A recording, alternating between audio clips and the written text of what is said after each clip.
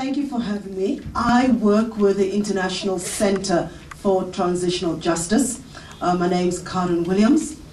The International Center for Transitional Justice started out mainly from the experience of South Africa as well as Latin America in trying to go from countries which were very oppressive to countries which were more open.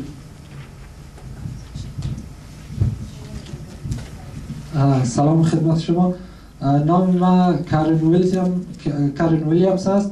من از مرکز بین المللی عدالت انتقالی نمایندگی میکنم. مرکز بین المللی عدالت انتقالی شروعش از آفریقای جنوبی بوده و تا به آمریکای جنوبی گسترش پیدا کرده و هدف از این مجادله با تخطی‌هایی که در کشورهای بعد از جنگ صورت گرفته مجادله با تخطی‌ها باشه.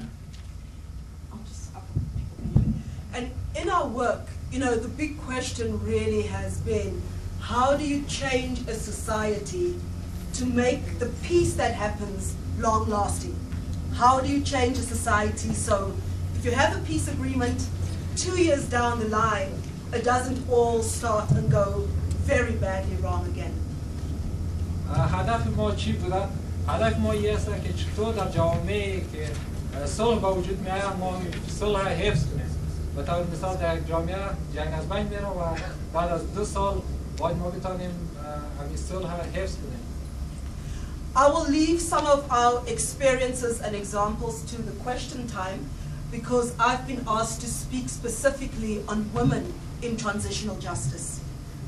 مثال‌های کشورهای دیگر را می‌مانیم و بعد شاید سوال‌های شما در اون قسمت جواب داده شود مگر فعلا روی مسائل حقوق زنان بحث می‌کنیم.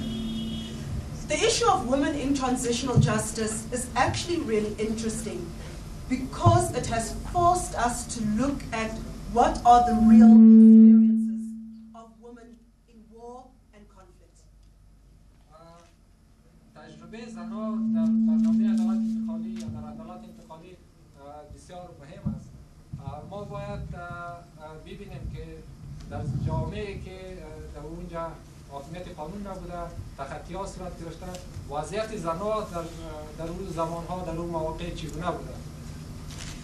The most famous examples of changing over societies has been the Nuremberg trials and the Tokyo trials after the Second World War. And the one thing that's interesting about them is that there was a massive issue in the Tokyo trials and in Nuremberg about women, which nobody ever spoke about. Okay, so they want us to use the mics because they're recording. So, in terms of, you know, the history of transitional justice after the Second World War, our most famous examples is the Nuremberg trials and the Tokyo trials. And what was interesting about both those examples, there was a massive impact of war on women, and it was never ever discussed in terms of Japanese involvement, German involvement, or the Russians in German.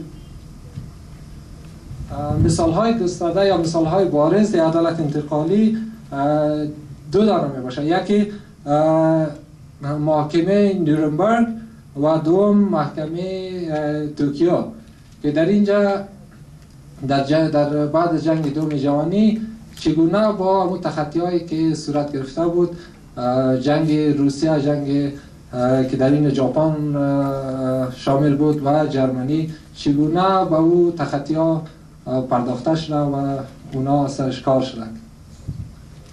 Particularly in Tokyo, the Japanese forces had kept thousands of women from across Asia and Dutch women as sex slaves, and it took 60 years for those women to actually stand up and talk about their experience. در توکیو یا در ژاپن تقریبا 1000 زن زندانی شده بود و زیادتر از اینا به حیث مسائل جنسی و یا استفاده جنسی استفاده میشد و تقریبا 60 سال در بر گرفت تا امی خانم ها امی زن ها صدای خود بلند کنن و حق خودشان بخواهند. In fact, it's only after about 1994 that people start really talking as what is the experience of women in war. And the examples that we have has been the Rwanda genocide in 1994, the Yugoslavia wars, which also happened in the early 90s, where there was massive public violence against women, and you couldn't deny the violence.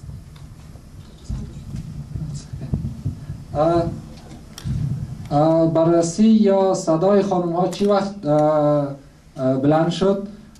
بعد از سال 1994 این صداها بلند شد و در اینجا خانم ها صدای خود بلند کردن که در مواقع جنگ یا در جریان جنگ بالای از اینا چی صورت گرفته. و طور مثال نسل کشی که در رواندا صورت گرفته بود یا در جریان جنگ یوگسلاوی سابق. بعد از سال 1994 این خانم ها صدای خود کشیدن که در این جریان چی صورت گرفته بود. In the Rwanda, the UN court that was set up to try the people for the Rwanda genocide, the first time ever in the world you had somebody who was tried for rape as a crime against humanity. This is quite important because up to then people had thought that violence against women was just something that happens in war. It's just people, getting a bit out of control, not that it was actually a very big crime.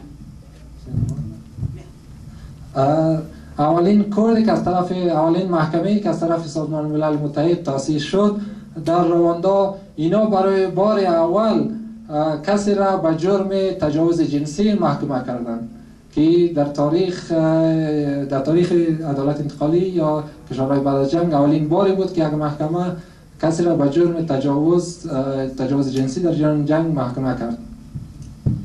So after Rwanda, the Yugoslav court did exactly the same thing.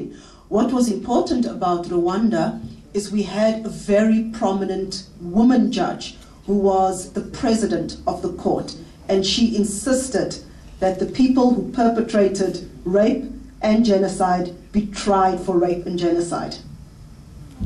بعداً در کشور یوگسلاویا هم محکمه ویژه تأسیس شد و چیزی که بسیار اینجا مخصوص بود، یک خانوم باعث رئیس همین محکمه گماشش را بود و زیادتر کمک کرد که تا در قسمتی که تجاوزهای جنسی صورت گرفته بالای از او تمرکز شود و در این موارد رسیدگی صورت بگیره. So those were quite good examples, and they changed the world. They changed the world for women, and they changed the world in terms of what you can do in war and get away with. At the same time, in about 1995-96, we had two very famous truth commissions, which is the other examples people look at when they talk about how do we deal with war. همین مثالایی را که قبلا ذکر کردم مثالای بسیار خوبی بود و اینا در تغییر جهان، در تغییر برنامه رول عمده را بازی کردن. بعد از این در سال 1995 و 1996 کمیسیون های حقیقتیاب تشکیل شد.